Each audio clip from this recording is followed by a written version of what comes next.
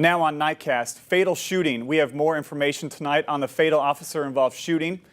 Stop the violence. Hear from community members who marched today to stop the violence here in Fort Wayne.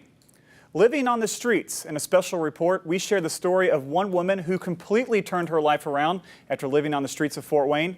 Nightcast starts now. You're watching coverage you can count on. This is News Channel 15's Nightcast. Good evening, I'm Randy Spieth. Alyssa has the night off. One man is dead after a police-involved shooting this evening. It happened around 3:30 in the 4300 block of Spatz Avenue. Police say officers were attempting to make a traffic stop on a red SUV. The driver and his passenger exited the vehicle and ran. One got away. The other was fatally shot by police. I do not know at this point in time why the vehicle was initially stopped. I do know that after the vehicle was stopped, the occupants of that vehicle ran on foot. They exited that vehicle, passenger and driver both, and ran. We do not know at this time if the victim was armed. Police say a gun was found near the body, but several witnesses say when he was asked to put his hands up, he did. The officers involved in the shooting will be placed on leave while the incident is under investigation. One step can make a big difference. That's what some community members want to prove with today's Stop the Violence March.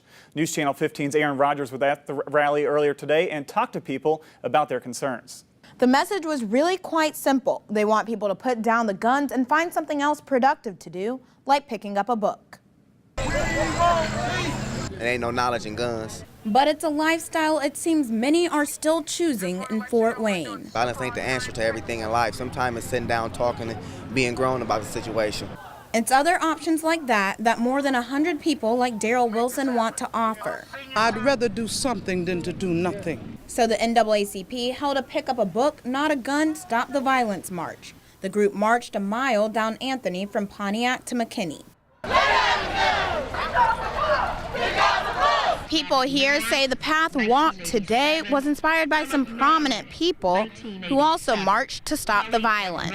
Just like Martin Luther King marched and walked for us regarding our social justices way back when, we're here to let the young people know today that we are mighty concerned. So concerned that it's leaving people downright scared. Go outside and play without having to worry if we're going to get shot.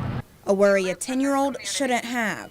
We're already set for failure, that we're gonna be murdered for no reason. And a mindset city leaders want to change.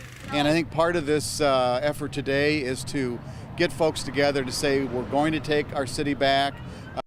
At the end of the event, community members read the names of murder victims from 1988 to now. Aaron Rodgers, News Channel 15. Thank you, Aaron Rodgers. One man is dead and another is hurt after a plane crash in Williams County, Ohio. 62-year-old Leslie Dean attempted to land a single-engine plane at Arrow Park around 8:30 this morning. Another plane was landing in the opposite direction. Dean veered to his left and crashed into a field. Him and a passenger were airlifted to a Toledo hospital. Dean was pronounced dead at 1:15. No information on the passenger's injuries has been released. This crash remains under investigation. The Indiana General Assembly approved a 2-year, $30 billion budget early this morning. Some of the highlights include a tax cut. Governor Mike Pence initially wanted a 10% income tax cut when he campaigned for governor last year, but lawmakers settled on a 5%. Also on the budget, expansion of the state's school voucher program and changes to sentencing laws that would require those convicted of the most serious crimes to spend more time behind bars. Items rejected include collecting sales tax from Amazon.com sooner and a proposal that would have made it illegal to secretly take videos or photographs that could make a business look bad. Governor Pence said, quote, "As the legislative session draws to a close, I am grateful for the efforts of every member who made this one of the most civil and substantial sessions of our state legislature in recent memory." Lawmakers won't be back in session until January of next year. The income tax cut won't begin to take effect until 2015. Well, it was a nice day today, but a little bit of rain possibly in the forecast for the rest of the weekend. See what we're going to get. We turn our attention over to Jesse Huila. How's it going, Jesse? Good, Randy. Yeah, we're tracking that rain right now. In fact, it's starting to enter into part of our southern viewing area. Let's take a look at Live Doppler 15 Fury, and we'll take a look at where these showers are falling. Again, these rain showers are moving from the south and will move northward for the rest of the overnight and tomorrow as well. Let's zoom in a little bit towards the more impressive shower just south of Marion right now.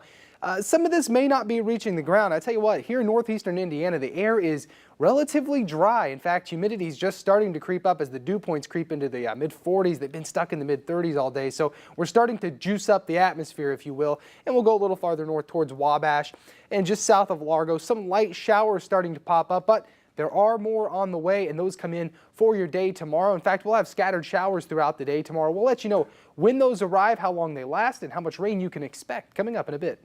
All right, Jesse, we'll see you in a couple minutes. Well, hundreds of community members were marching for babies at Headwaters Park today. It was put on by the March of Dimes, an organization committed to reducing the number of babies born premature. People participated in a 5K and then enjoyed refreshments and live entertainment. It's about education, it's about prevention, also too it's about healthy babies. The attendance has been overwhelming. In fact, we're going to hit our goal, which is over $100,000, so it's kind of interesting and a lot of fun. The money raised today supports babies born around the community. Comcast in Trees, Indiana hosted a Nature Explorer classroom this afternoon for Comcast Cares Day. The event at Cedar Canyon Elementary was targeted for the entire family. It had 6 learning stations, including a nature art area, gardening area, and a building area. Kids know how to take off and run with anything and use their imagination.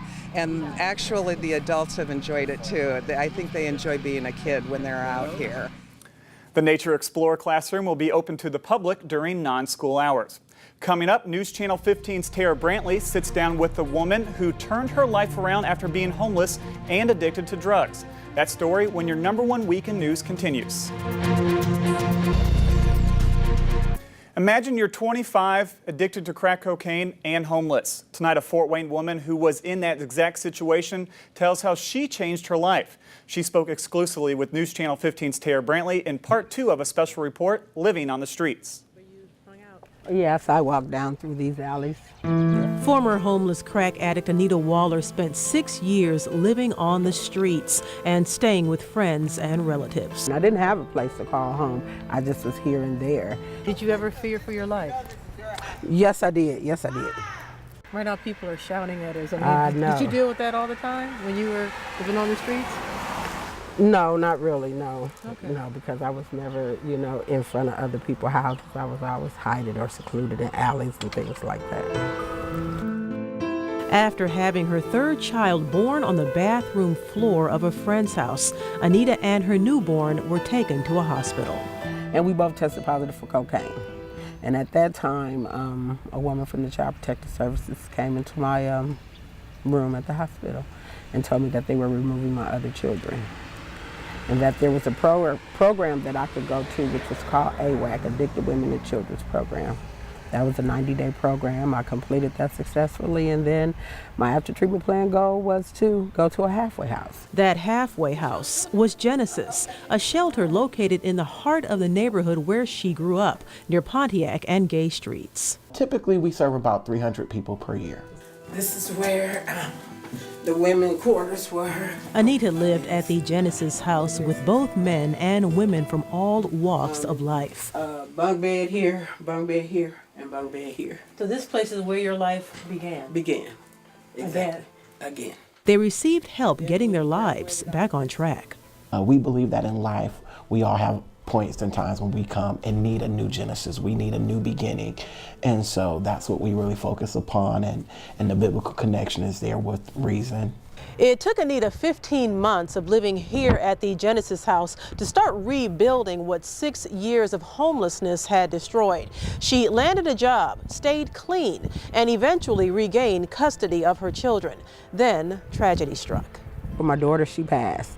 What happened? She died. She was 22 months old. She died from complications in the burn unit at St. Joe Hospital. Still, Anita persevered so she and her 2 surviving children could have a better life.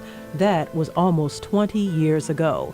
Anita now works in human services, continuing on the path that Genesis started. It's turned my life completely around. And you're going to be a college graduate soon? Yes, ma'am. I graduate. I walk May 18th with my bachelor's in human services. After next month's graduation from Indiana Tech, Anita will look forward to another milestone, 20 years drug-free in August. Her plan, open a shelter to help others bloom in adversity. Excited because it's like, I'm kind of the few of the children that have completed high school and going to college. Genesis is one of 10 agencies that help the homeless and will benefit from an event this weekend. The annual Homeward Bound Walk will take place Sunday at Headwaters Park. Registration starts at noon. The walk starts at 2 o'clock. You can sign up for free and then go get pledges to support your trek through the 2.5-mile loop. News Channel 15 is a proud sponsor of this event, and our very own Tara Brantley will be the Grand Marshal. For more details on the walk, click on the community page of Wayne.com. You can also hear Anita Waller's story by going to our homepage. Well, Jesse is back with us once again. Jesse, a beautiful spring day, plenty of sunshine, high temperatures. How much more of this are we going to get? We're going to get pretty warm. In fact, I have 80 degrees in the forecast. We'll let you know when coming up in Maine weather, but look at this, 68 the high today. It felt pretty